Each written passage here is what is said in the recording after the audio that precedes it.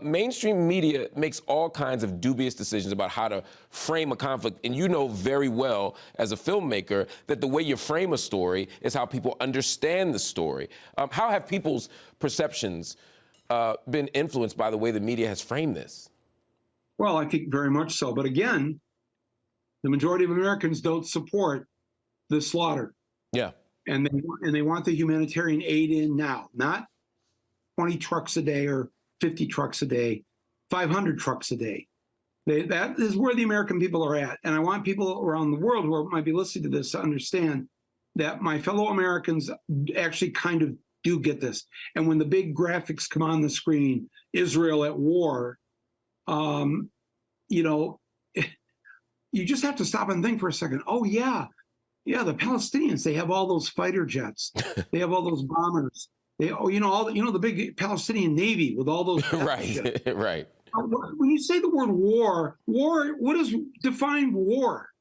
You know, there was an attack on October 7th that was reprehensible, and so people have a right to defend themselves, but that's not what's going on now. If you're killing children in my name with my money, that's not a war to defend yourself. That looks like something else. That looks like that there's a group of people, 2 to 2.5 million people of color that are being pushed, as they say, into the sea or into the desert, or to get rid of them in some way. Certainly is what it looks like. Last week, the White House press secretary was asked if President Biden thinks anti-Israel protesters are extremists. Rather than answer the question, she called the protesters anti-Semitic and compared them to neo-Nazis who marched in Charlottesville back in 2017. There's an obvious divide on the left between supporters of Israel and supporters of Palestinians.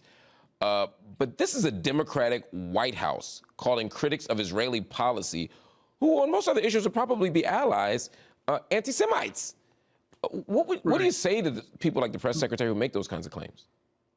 My podcast team, my producers, went down to Grand Central Station in New York City on Friday night at rush hour, because we'd heard rumors that people was going to be like a flash mob, or people were going to show up there during rush hour to kind of shut Grand Central down.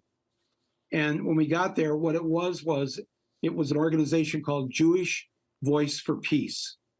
And packed inside of Grand Central were well over 1,000, mostly New York Jews, sitting down and expecting to be arrested in an act of civil disobedience, wearing T-shirts saying, ceasefire now, not in my name. Yeah.